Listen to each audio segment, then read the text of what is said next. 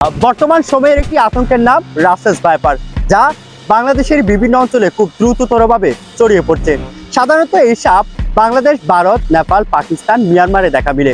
তবে কেন এই বিরল সাপটির নাম রাখা হয়েছিল রাসেলস ভাইপার, কতটুকু এই সাপ ভয়ঙ্কর, কিভাবে তারা বংশ প্রজনন করে, সে বিষয়ে বিস্তারিত আয়োজন থাকছে জিকক্সের প্রতিবেদনে।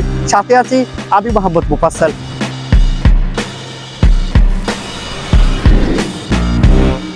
দেশ জুড়ে কোরবানির ঈদের ডামাডোলের মধ্যে যে সরীসৃপটি মানুষের ভেতরে আতঙ্ক ছড়াচ্ছে, সেটির নাম রাসেলস ভাইপার। বিশ্বের অন্যতম বিরল সাপ রাসেলস ভাইপার। এদেশের মানুষের কাছে এটি চন্দ্রবুড়া বা উলুবুড়া নামেই বেশি পরিচিত। সম্প্রতি দেশের কিছু অঞ্চলে এই বিরল সাপটির আনাগোনা বেড়েছে। এটির কামড়ে বেশ কিছু প্রাণহানির ঘটনাও আতঙ্ক ছড়াচ্ছে দেশ জুড়ে। কিন্তু যে সাপ নিয়ে এত উদ্বেগ উৎকণ্ঠা, সেই সাপটির নামের আগে রাসেলস এলো কিভাবে? কেন এই সাপের নাম রাসেলস ভাইপার রাখা হয়েছিল?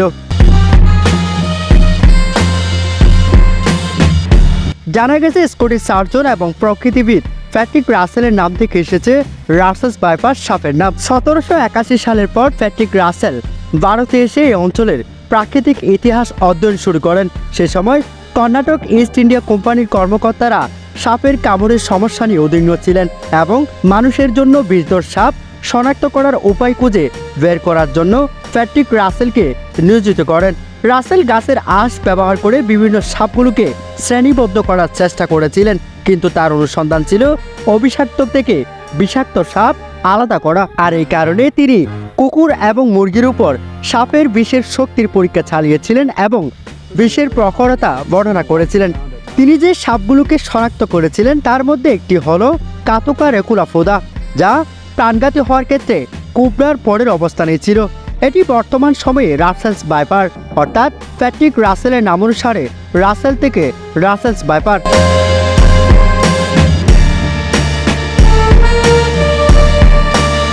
রাসেলস ভাইপার সাধারণত ভারত, শ্রীলঙ্কা, বাংলাদেশ, নেপাল এবং পাকিস্তানে পাওয়া যায়। তবে রাসেলস ভাইপার কোনো নির্দিষ্ট আবাসস্থলে সীমাবদ্ধ থাকে না।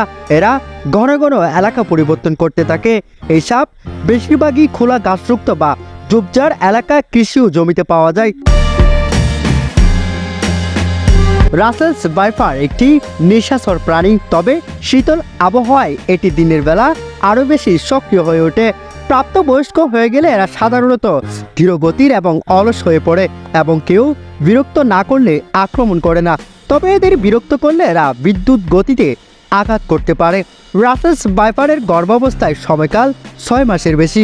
এরা মে থেকে নভেম্বর পর্যন্ত বাচ্চা উৎপাদন করে থাকে, তবে বেশিরভাগ হয় জুন এবং জুলাই মাসে। রাসেলস ভাইপার ইঁদুর, ছোট সরীসৃপ, কাঁকড়া, বিচ্ছু, টিকটিকি খায়। যখন তারা প্রাপ্তবয়স্ক হয়, তারা ইঁদুরের ক্ষেত্রে বিশেষজ্ঞ হতে শুরু করে।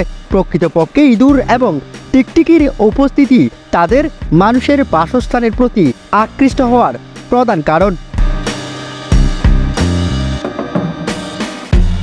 মোহাম্মদ মুফাসসাল, জিকক্স টিভি।